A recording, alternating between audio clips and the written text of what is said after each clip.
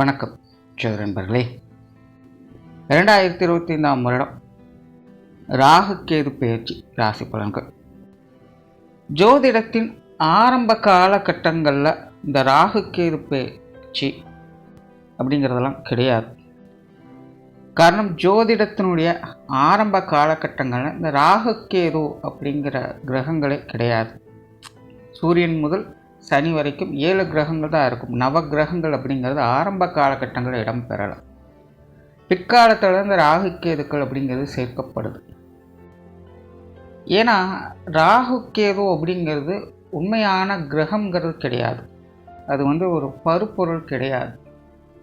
அது வெறும் நிழல் கதிர்களாக பூமியிலுடைய இரு பக்கங்களில் இருந்ததுனால அதை பெருசாக எடுத்துக்கல.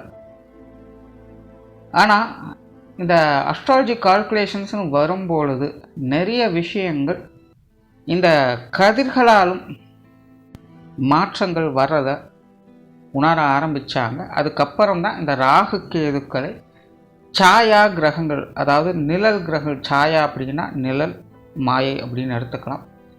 ஸோ இந்த ராகு கேதுக்களை சாயா கிரகங்கள் அப்படின்னு ஜோதிடத்தில் இணைச்சாங்க. ஒரு நிழல்களாக இருந்தாலும் கூட ஜோதிடத்தில் இடம்பெறக்கூடிய அளவுக்கு,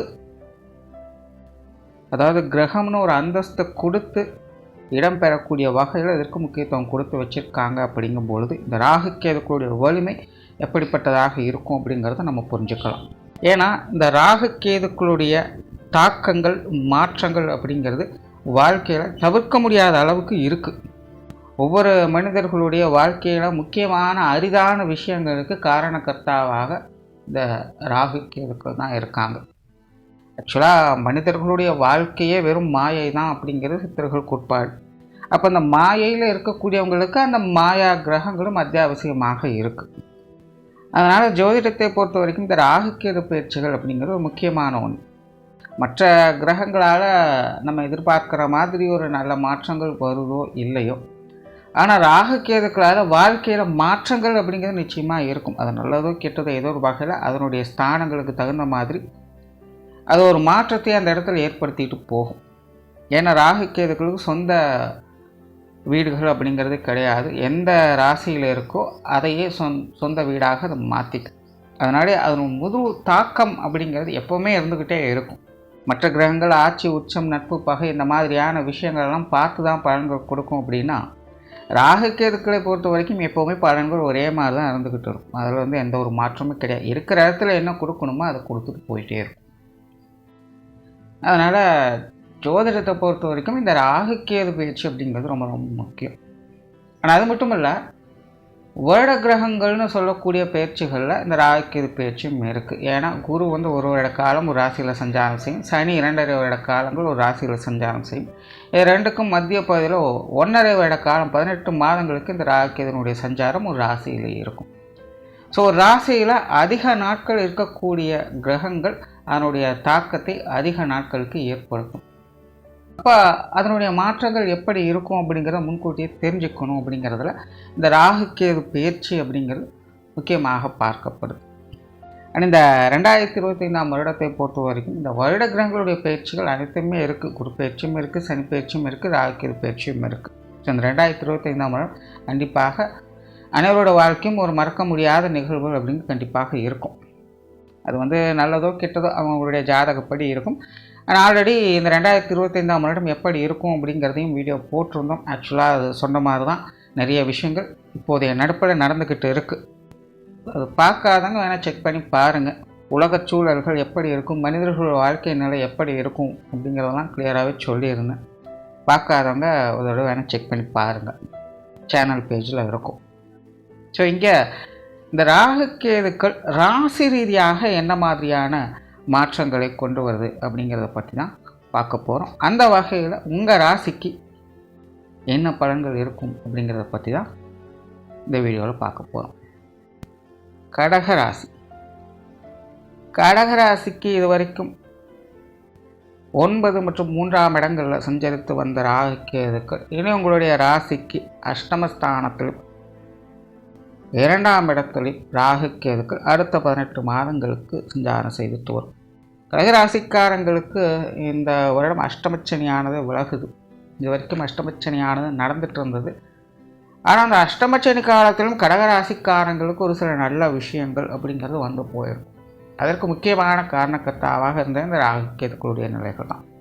ஏன்னா ஒரு பக்கம் அஷ்டமச்சனி நடந்து எல்லா விஷயங்களும் சங்கடங்களையும் தடைகளையும் கொடுத்துட்டு வந்த நிலையில், இன்னொரு பக்கம் இந்த ராகுகேதுக்கள் உங்களுக்கு சாதகமான நிலைகளிலிருந்து சங்கடத்தை கொஞ்சம் கொஞ்சமாக சரி செய்துட்டும் வந்தது.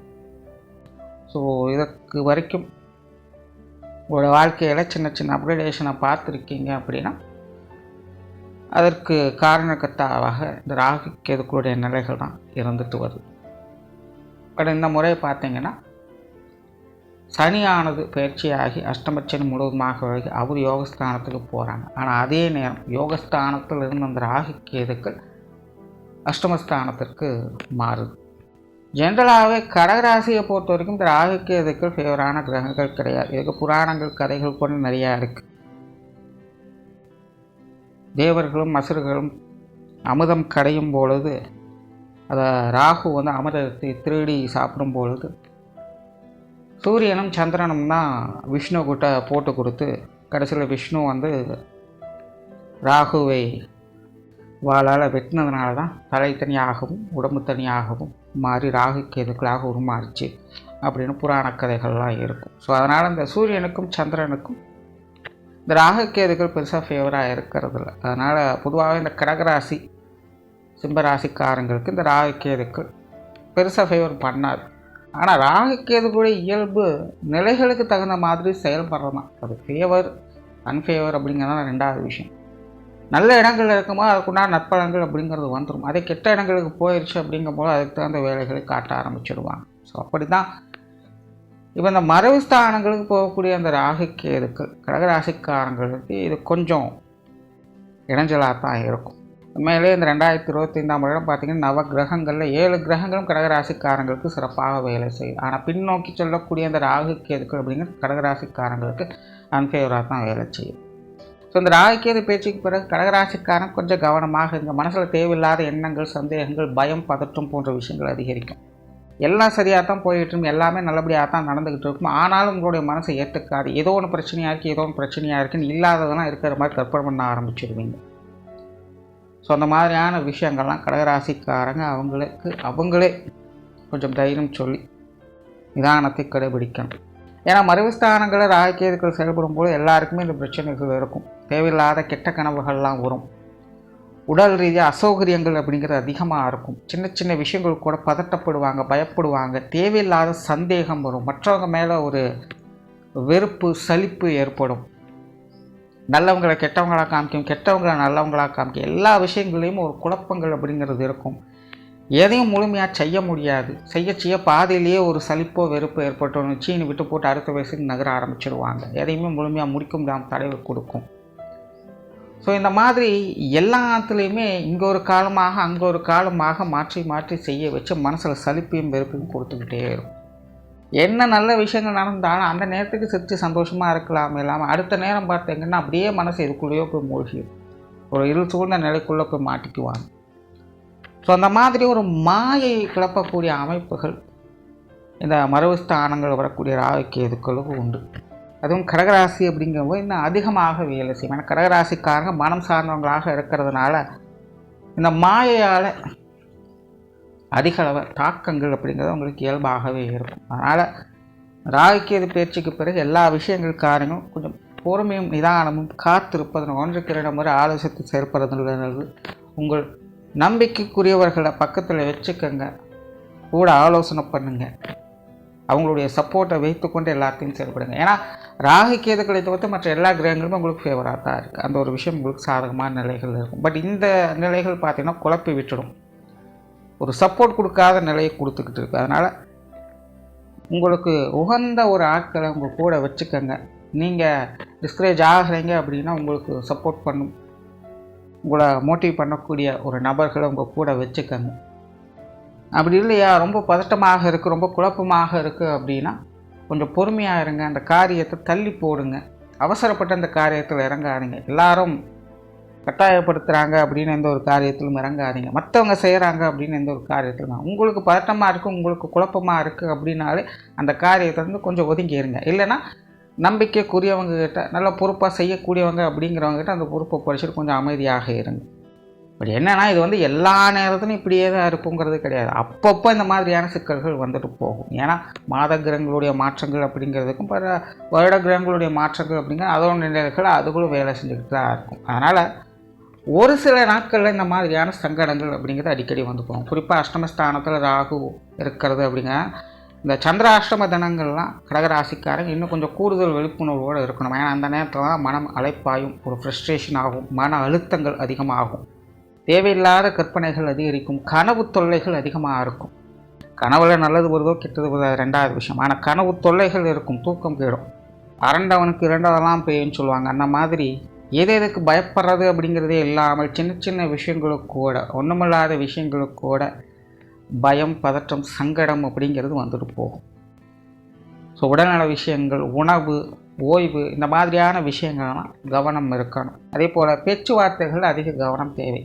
பொதுவாக இந்த காலகட்டங்களில் நீங்கள் சொல்கிறது மற்றவங்க கேட்கவே மாட்டாங்க. ஆனால் மற்றவங்க சொல்கிறத நீங்கள் கேட்க ஆரம்பிச்சிடுவீங்க. ஏதோ ஒரு வகையில் மற்றவங்க உங்களை அல்லது நீங்கள் செய்யக்கூடிய வேலைகளை பற்றி பேசிக்கிட்டே தான் இருப்பாங்க. அதனால் மற்றவங்க அதை சொல்கிறாங்க இதை சொல்கிறாங்க அப்படின்னா நீங்கள் அதைவே அசை போட்டுக்கிட்டே இருந்தீங்கன்னா ஒன்றுமே செய்ய முடியாது. ராகுகேது பேச்சுக்கு அப்புறம் பார்த்தீங்கன்னா உங்களை பற்றி மற்றவங்க ஏதோ ஒன்று பேசிக்கிட்டு தான் இருக்க போகிறாங்க. அது நல்லதோ கெட்டதோ அதை வந்து தவிர்க்கலாம் முடியாது. அதனால் மற்றவங்க அப்படி பேசுகிறாங்க இப்படி பேசுகிறாங்கன்னு சொல்லி நீங்கள் பாட்டுக்கு ஏதோ ஒன்று செய்ய ஆரம்பிச்சிட்டிங்க அப்படின்னா அதுவும் குழப்பத்தில் போய் முடியும். இந்த மாதிரியான விஷயங்கள்லாம் விட்டு தள்ளுங்க, பொறுமையாக இருங்க, உங்களுக்கான வேலைகளை பார்த்துக்கிட்டு நிம்மதியாக இருக்கலாம். குடும்ப விஷயங்கள், காரியங்கள் இந்த காலகட்டங்களில் கொஞ்சம் சிக்கலாகத்தான் இருக்கும். அதாவது குடும்ப வாழ்க்கையில் ஈடுபாடுகள் அப்படிங்கிறது பெருசாக இருக்குது. ஏன்னா பொதுவாக அந்த அஷ்டமச்சனையிலிருந்து விலகின பிறகு எல்லாருக்குமே இருக்கக்கூடிய நிலைகள் தான்.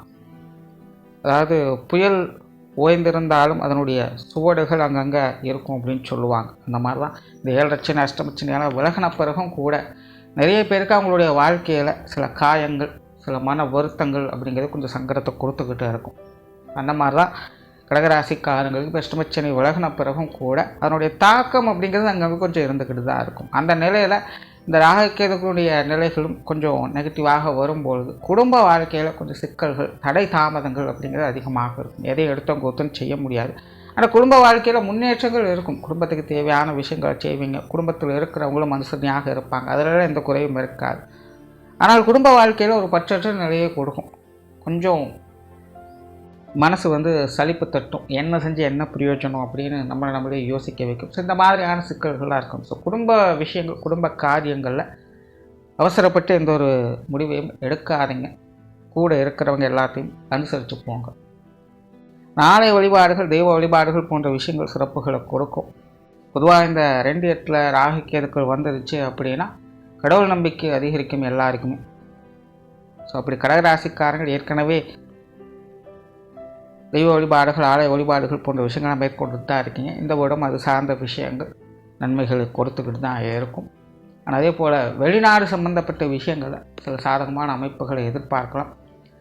மறைமுக ஆதாயங்கள் அப்படிங்கிறது கடகராசிக்காரங்களுக்கு நிறைய உண்டு.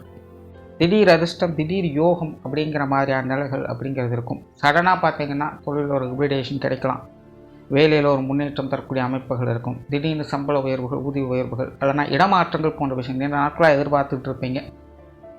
ஆனால் சடனாக பார்த்திங்கன்னா யாருக்கோ கிடைக்க வேண்டியது உங்களுக்கு கிடைக்கலாம். ஸோ அந்த மாதிரி சில திடீர் அதிர்ஷ்டம், திடீர் யோகம், எதிர்பாராத நல்ல விஷயங்கள் அப்படிங்கிறது கிடைச்சிட்டு வரும்.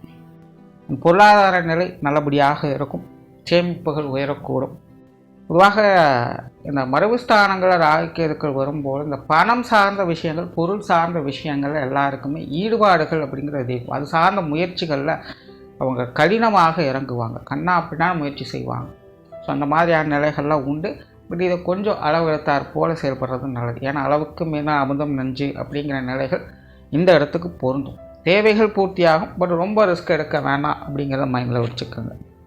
ஸோ ஓரளவே இந்த ராகுகேது பேச்சு கடகராசியை பொறுத்த வரைக்கும் கொஞ்சம் நெகட்டிவான விஷயமாக தான் இருக்குது. ஆனால் மற்ற கிரகங்கள் உங்களுக்கு சாதகமாக இருக்கிறதுனால இந்த பிரச்சனைகள் சமாளித்து கொள்ள முடியும்.